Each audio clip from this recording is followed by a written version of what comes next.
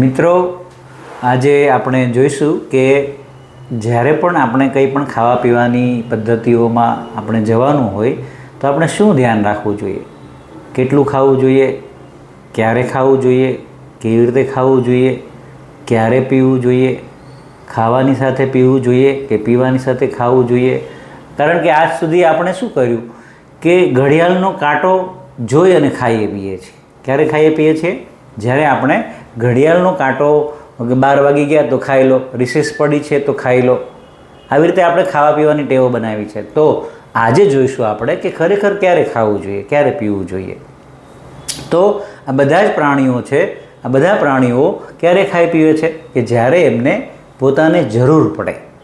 એ કેટલું ખાય તો બહુ બધું પડ્યું હોય, એને ઘણું બધું ખાવાનું આપેલું હોય, એમાંથી ફક્ત એ એટલું જ ખાય કે જેટલી એને જરૂર છે. પણ આપણે તો કેવું શીખવાડેલું છે આપણા બાળકોને કે જેટલું થાળીમાં આવ્યું છે એ બધું જ ખાઈ જવું, પછી ભાવે ન ભાવે, ભૂખ લાગી છે નથી લાગી, બધું જ ખાઈ જવાનું. તો અહીંયા આપણે બહુ ખોટું માર્ગદર્શન આપ્યું છે બાળકોને.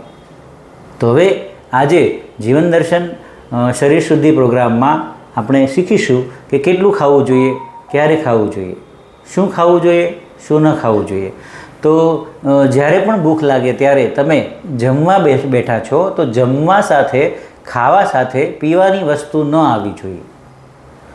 પીવાનું હોય તો એટલું પીવાનું, ખાવાનું હોય તો એટલું ખાવાનું. કેમ કે જ્યારે અગ્નિ ભૂખ પ્રગટ થાય ત્યારે જમવાનું હોય. મોસ્ટલી સામાન્ય નિયમ છે, અતિ ભૂખ લાગે, ખૂબ ભૂખ લાગે ત્યારે ખાવા પીવાનું હોય. એની જગ્યાએ આપણે આજ સુધી શું કર્યું? સમય, રિસેસ અને લંચ, ડિનર, બ્રેકફાસ્ટ આવો ટાઈમ જોઈને આપણે ખાવા પીવાનું ચાલુ કર્યું. તો આજથી શું જોઈશું આપણે કે જ્યારે ખૂબ કડકડતી ભૂખ લાગે બપોર પછી ત્યારે સૌપ્રથમ ખાવા પીવાનું શરૂ કરવાનું છે. તો કેવી રીતે ખાવું પીવું? તો નાના હતા ત્યારે ભણવામાં આવતું હતું કે ખૂબ ચાવીને ખાવું જોઈએ. તો આજે રોડ ઉપર કોઈ વડાપાવ ખાય છે કે બાળકો સ્કૂલમાં નાસ્તો કરતા હોય કે આપણે કંઈ પણ હોટલમાં કે રિસેપ્શનમાં, લગ્નમાં જમવા ગયા હોય તો કેટલું ચાવીને ખાઈએ છીએ? બતાવો, કોની પાસે ટાઈમ છે ચાવીને ખાવાનો? તો પહેલી જ મિસ્ટેક અહીંયા છે. જેટલી મોઢામાં ખાવા પીવામાં વાર લાગે એટલું સવારે પેટ સફાઈમાં ઇઝી ટાઈમ લાગે. આ બધા પ્રાણીઓ, પંખીઓ છે, એમને પોતાનું પેટ સફાઈમાં કેટલો ટાઈમ લાગે છે? 1 સેકન્ડ, 2 સેકન્ડ, 5 સેકન્ડ. અને આપણે કોઈ પણ મનુષ્યને પૂછી લો કે શરીર શુદ્ધિમાં, પેટ સફાઈમાં કેટલો ટાઈમ લાગે છે? તો 15 મિનિટ, અડધો કલાક. અને કોઈને સેટિસ્ફેક્શન નથી કે મારું પેટ સાફ થાય છે. તો સૌથી મોટી ભૂલ આ છે કે ખૂબ ચાવીને ખાવું જોઈએ, ભૂખ લાગે ત્યારે ખાવું જોઈએ. આ બે નિયમને ફોલો કરતા નથી, કોઈ જ કરતું નથી. તો જો તમે કંઈ પણ જ્યુસ પી રહ્યા છો, છાશ પી રહ્યા છો, કોઈ પણ લિક્વિડ પી રહ્યા છો તો કેટલું પીવું જોઈએ? જ્યારે જમી રહ્યા છો તો કેટલું ખાવું પીવું જોઈએ? તો જો મિત્રો, સમજો કે આ આપણું પેટ છે. આની અંદર ઈશ્વરે 3 સિગ્નલ આપ્યા છે. પહેલું, શાસ્ત્રોમાં બતાવ્યું છે કે અડધું પેટ ભરાય ને એટલું જ ખાઓ તો એને સારી રીતે પચાવી શકશે. આપણી હોજરી 350 ગ્રામની છે. આપણી જો પેટ છે એ 350 ગ્રામનું છે. આપણા બંને હાથને આવી રીતે કરો, આટલું આપણું પેટ છે અને એના જેવો જ એનો આકાર છે. તો 350 ગ્રામનું હોય તો સ્વાભાવિક છે કે કેટલું ખાઈએ તો પેટ ભરાઈ જાય, એ વજનથી ખ્યાલ આવે. પણ એની જરૂર નથી. તમે ખાવાનું પીવાનું શરૂ કરશો, ખાવાનું કે પીવાનું ગમે તે શરૂ કરશો એટલે એ તમે સમજી લો અહીંયા સુધી આવી ગયા, આટલું ખવાઈ ગયું, પીવાઈ ગયું, તો તરત એક નાનો એવો ઉડકાર આવશે. સિમ્પલ. જો સચેત માણસ છે, સંયમી માણસ છે, જેને પોતાના હેલ્થ પ્રત્યે ખૂબ જ કોન્શિયસ છે, એ અહીંયાથી શું કરશે? ખાવાનું બંધ કરી દેશે, શાસ્ત્રોને ફોલો કરશે. પણ નથી કર્યું, હજુ પણ સરસ જ્યુસ લાગી રહ્યું છે, પી રહ્યા છે, તો થોડી વાર વધારે પીશો હજુ તો 75% ભરાશે ને તો બીજો ડકાર આવશે, બીજો ઉડકાર આવશે. પણ રિસેપ્શનમાં ગયા છીએ, મેરેજમાં ગયા છીએ, ભજીયાની પાર્ટીમાં ગયા છીએ, પ્રોગ્રામમાં ગયા છીએ, તો શું કરીશું? તો અહીંયા સુધી ખાવા પીવાનું શરૂ રાખશું, પૂરેપૂરું ભરી દઈશું. તો પૂરેપૂરું ભરી દઈશું ત્યારે એક મોટો ઉડકાર આવશે. પછી આપણે એવું કહેતા હોઈએ કે હવે નહીં ચાલશે. તો હવે જ્યારે આખી હોજરી ભરાઈ ગઈ છે, તો આખી હોજરી ભરાઈ ગઈ હોય પછી શરીર છે એ અંદર ભોજનને જઠર છે એ વલોવાનું કામ કરશે, મિક્સ કરવાનું કામ કરશે. અહીંયા સુધી ભરાઈ ગયું છે તો હવે તમે એને વલોશો તો શું કરશે? એટલે બધાને એવો અનુભવ થાય કે ઉપર આવશે, એસિડિટી થશે, આ થશે, તે થશે. તો ત્રીજો ભાગ ખાલી રાખવો જોઈએ. ખાવા સાથે પીવાનું નથી, પીવા સાથે ખાવાનું નથી. આ આપણે ખાસ કાળજી રાખવી જોઈએ. કેમ કે અગ્નિ છે એ ભૂખ લાગી છે, ભૂખ લાગી છે એ રસ પીવડાવશે, રસ પીવડાવશે તો ખાવા અને પીવા બંને જો ભેગું થાય તો એને ના પાડી દેવાય.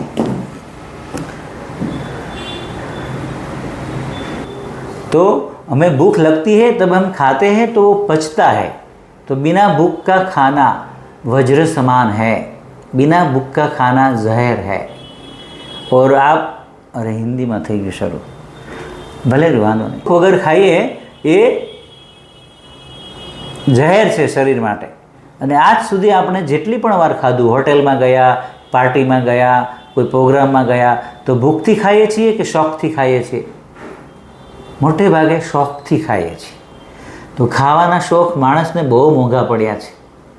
કેમ કે દરેકે આ શોખ વિકસાવ્યા છે, પછી એ પૈસાવાળો હોય કે ગરીબ હોય. ખાવાના શોખમાંથી કોઈ બાકાત નથી. બાકીના બધા વ્યસન કરતાં સૌથી મોંઘું વ્યસન હોય ને તો ખાવાનું છે. તો એ છોડવા માટે તમે અમારી આ ટ્રેનિંગમાં આવી શકો છો અને ખુદના ડૉક્ટર ખુદ બની શકો છો. તો અગ્નિ જ્યારે હોય ત્યારે તમે પછી ખાઈને પાણી પી લો, છાશ પી લો, કોલ્ડ ડ્રિંક્સ પી લો, તો અગ્નિ શું થઈ જાય? જે પચાવવા આવી છે ભોજન એ શું થઈ જાય? ઠંડી પડી જાય. એટલે ભોજન પચતું નથી. અને પચ્યા વગરનું ભોજન લાંબો ટાઈમ પેટમાં પડ્યું રહે તો એ શું કરે? અંદર પડ્યું સડે, એસિડિટી કરે, ગેસ કરે, કફ કરે. તો આ એક નિયમ ખાસ સમજવાનો છે કે જ્યારે ભૂખ લાગે ત્યારે પહેલો ઓડકાર આવે, બંધ કરી દો, બીજો ઓડકાર આવે, બંધ કરી દો, ત્રીજા સુધી તો જવા જ ન દો. તો તમારું કાયમ પાચન તંત્ર સારું રહેશે. અને બધા જ રોગો પાચન તંત્ર સાથે જોડાયેલા છે. પેટ સફા તો રોગ દફા.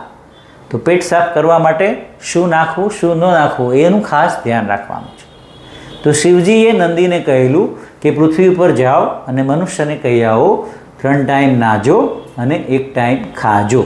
1 ટાઈમ ખાજો એની અંદર કૃષ્ણ ભગવાને ભગવદ્ ગીતામાં કહ્યું છે, અહમ વૈશ્વાનરો ભૂત્વા પ્રાણીનામ દેહમ આશ્રિત પ્રાણપાન સમાયુક્ત પંચામનમ ચતુર્વિધમ.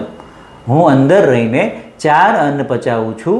પત્રમ, પુષ્પમ, ફલમ, તોયમ સમર્પયામી ત્યો મેં ભક્તા પયસતી. જે માણસ મને ભક્તિ અને ભાવથી લીલા પાન, તાજા શાક, ફળ, ફૂલ અને પાણી મને ભાવ અને પ્રેમથી આપશે તો હું એમાંથી લોહી બનાવીશ, એમાંથી હાડકાં બનાવીશ, કેલ્શિયમ બનાવીશ, પ્રોટીન બનાવીશ. પણ આજ સુધી આપણે શું આપ્યું? ચા, ભાખરી, ખાખરા, બિસ્કુટ, ફાસ્ટ ફૂડ, દાળ, ભાત, ખીચડી, રોટલી. તો આમાં કૃષ્ણ ભગવાનનું ભોજન ક્યાં આવ્યું બતાવેલું? એટલે આપણે બીમારીમાં આપણે પડી ગયા છીએ. બીજું છે કે રામચંદ્રજી ભગવાને વનવાસમાં શું ખાઈને બતાવ્યું?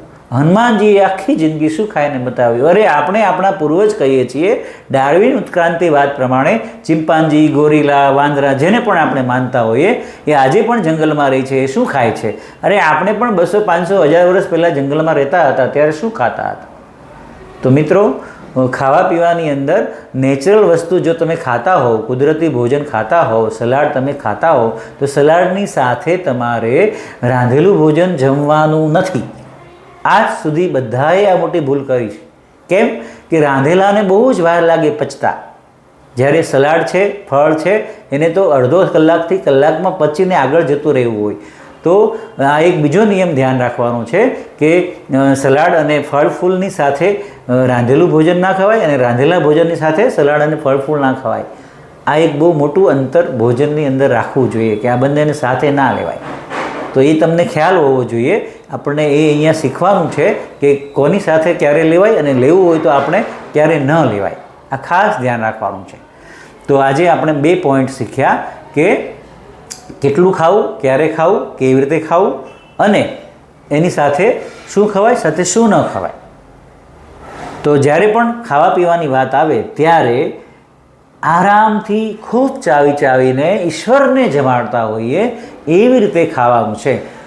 અહમ વૈશ્વાનરો ભૂતવા પ્રાણીનામ દેહમાશ્રિતમ. ભગવાન અંદર બેઠા છે, અંદર બેઠેલા ઈશ્વરને આપણે જમાડવાનું છે. આ ભાવથી આપણે ખાવા પીવાનું છે.